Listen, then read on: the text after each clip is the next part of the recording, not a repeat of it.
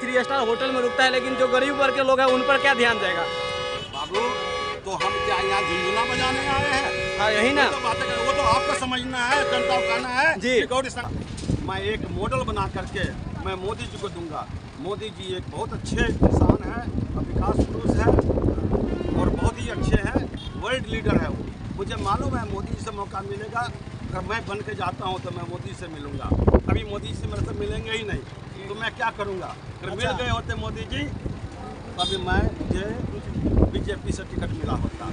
मोदी जी को टिकट मोदी जी हमें टिकट ही हमें कहते नहीं, आपको इलेक्शन नहीं लड़ना है, आप आइए, मेरे पास एक से एक प्रोजेक्ट है। सर बताया जा रहा है कि मोदी जी जैसे अमीर को टिकट, मैं तो अमेरिका से फंड लेके आऊँगा, मैं अमेरिका से फंड लेकर आऊँगा अपनी योजना को पूरा करने के लिए। तो मुझे 5 साल भी समय नहीं चाहिए, मैं इस योजना करने के लिए मैं 3-2.5 साल में पूरा कर दूँगा। देखिएगा, मैं झंझारपुर को इंडिया का नहीं वर्ल्ड का क्लास का मैं हेल्थ सेक्टर में, स्वास्थ्य में पूरे वर्ल्ड क्लास आप हमें 35 साल इसी फील्ड में काम किया। वर्ल्ड का कौन कौन सा अस्पताल कैसा है, आपके जो हेल्थ मिनिस्टर को भी नाम पता होगा। क्षेत्र की MP की बात करते हैं, किसी ने जॉन हॉपकिंस का उसका नाम सुना है? नहीं सुना होगा, मैं बता रहा हूँ, नहीं सुना होगा। MSME क्या है? आपके जितने बिजनेस व्यापार के लोग हैं उनको MSME लोन मिलता है। किसी MP ने बात किया है? आप लोगों को पता भी नहीं होगा कि MSME होता क्या है। MSME उस कंपनियों को बोला जाता है, बता देता हूँ। MSME उसको बोलते हैं माइक्रो स्मॉल मीडियम इंटरप्राइजेज। उसको सूक्ष्म छोटा मध्यम वर्ग या इंटरप्राइजेज का हिंदी क्या होता है वो मुझे नहीं पता, ठीक, लेकिन उसकी मैं बता रहा हूँ आपको। तो ये लोग उनको पता नहीं है, उनकी एक लोन सरकार लोन देती है क्या? किसी को मिला क्या? कोई लेता है क्या?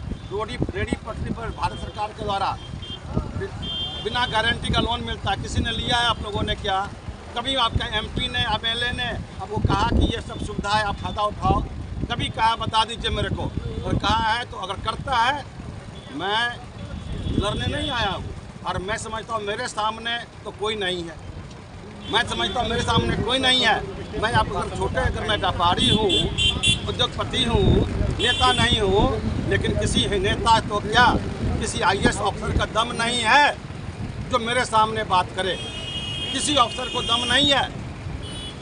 जिस IAS ऑफिसर के बल पे सरकार चला रहा है, अगर मेरे से वो डिबेट कर ले, मेरी बातों का जवाब दे दे, तो मैं तो इंडिया ही छोड़ दूँगा। और बोलिए आप ये पॉलिटिक्स की बात करते, राजनीति की बात करते, मैं तो इंडिया छोड़ने तैयार बैठा हूँ। और बहुत बता रहा हूँ, हमारे जैसे बहुत लोग, बहुत उद्योगपति, क्योंकि आपकी जो व्यवस्था है वो ठीक नहीं है। आपकी जो कोई भी ये कानून बनाते हैं उसमें 50 कमियाँ आती है, समझ गए? तो उसमें 50 कमियाँ आती है। हम लोग उस कमियों को फिर बताते हैं। हम जहाँ के मेंबर हैं ना जिस ऑर्गेनाइजेशन के, वो जाते हैं फिर सरकार संशोधन करती है।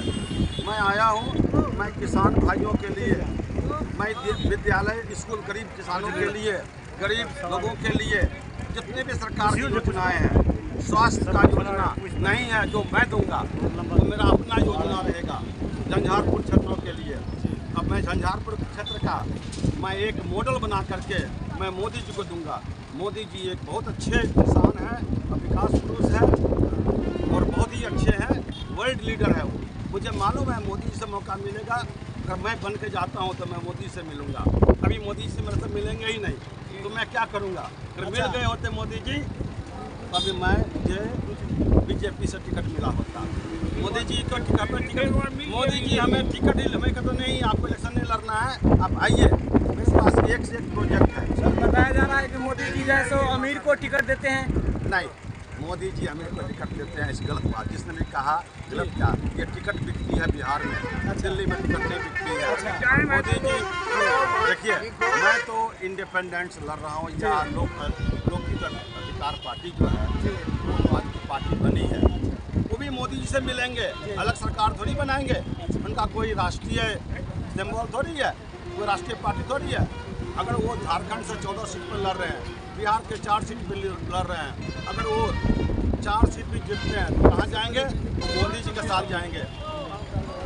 के साथ जाएंगे, लेकिन जो टिकट बांटने में गलती की, हमारे समाज को टिकट नहीं दिया। मैं साहू समाज से हूँ। आप सोचिए, मोदी जी अगर सही में और बीजेपी अमित शाह जी को कहेंगे और आपको जेपी नड्डा साहब को कहेंगे सही आकलन करना था, तो पिछली विधानसभा के इलेक्शन के ऊपर फिर आकलन करें। आपने चिराग पासवान को एक भी सीट मिला क्या? वो इंडिपेंडेंट लड़ा था, बताइए। चिराग पासवान को बिहार में विधानसभा में एक भी सीट जीता क्या? अब 5 इसको सीट दे रहे हैं लोकसभा में। आपका कैसा आकलन है? क्या आपकी राजनीति है? क्या आपकी समीकरण आपने? हमारे समाज, साहू समाज को आपने एनडीए ने 9 सीट दिया, 9 में से 9 को 9 जीत गया। सोचिए सर, इस बार आप जो 40 सीट है बिहार में, 40 सीट है, उसको लेकर क्या उम्मीद कर रहे हैं?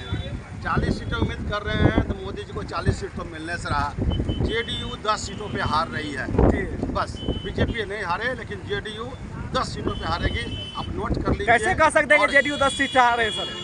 मैं नहीं कहता हूँ, जो नेता हराने वाले वो कहते हैं। अच्छा, मैं तो दिल्ली से आया हूँ, दिल्ली से इन्फॉर्मेशन सर। फुलपरास झंझारपुर से तो हारेगा ही। अच्छा, और उसको मैं हराऊंगा। सर, झंझारपुर लोकसभा क्षेत्र में आपका क्या मतलब योगदान रहेगा? आप देर से आओ बाबू जी, मैंने बता चुका हूँ मेरा क्या योगदान रहेगा। अच्छा। मैं झंझारपुर को वर्ल्ड क्लास हेल्थ सेंटर बनाऊंगा। अच्छा, यहाँ पर मेडिकल सेवा, स्वास्थ्य सेवा वर्ल्ड क्लास होगा। झंझारपुर में कम से कम 5 और 600 बेड का अस्पताल होगा पूरे झंझारपुर में।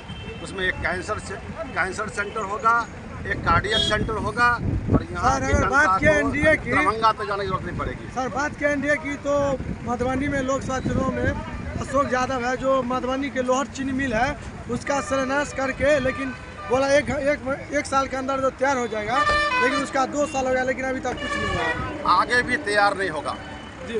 2 ही साल हुआ ना जी। अब आगे 5 साल तक, 10 साल तक, क्योंकि उसका कोई विजन ही नहीं है। बिहार के किसी भी नेता का कोई विजन नहीं है। विजन मतलब दृष्टि, तो कोई दृष्टिकोण नहीं है उनको। बस बिहार के सभी नेता को A to Z, सभी नेता को वो अपने लिए करता है। वो अपने लिए सरकार के नाम पे वो अपनी रोटी सेकने के लिए, अपनी रोजी रोटी के लिए आता है, पब्लिक के लिए नहीं आता।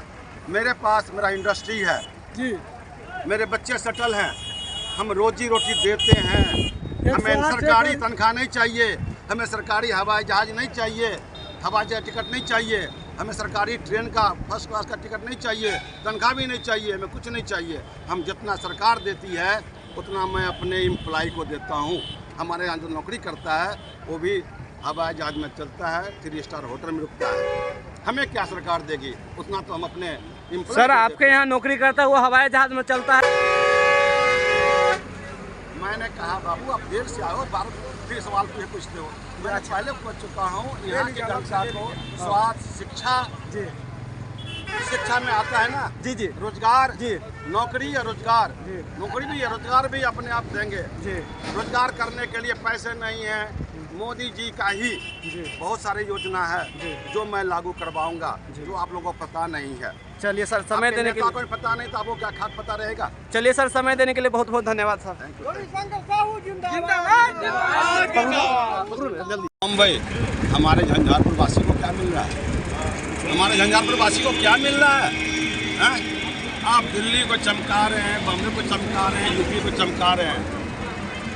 ये तो बिहार सरकार की गलती है ना। यूपी सरकार डबल इंजन की बात करे तो यूपी में हो रहा है, जाके देखो कितना योजना हो रहा है।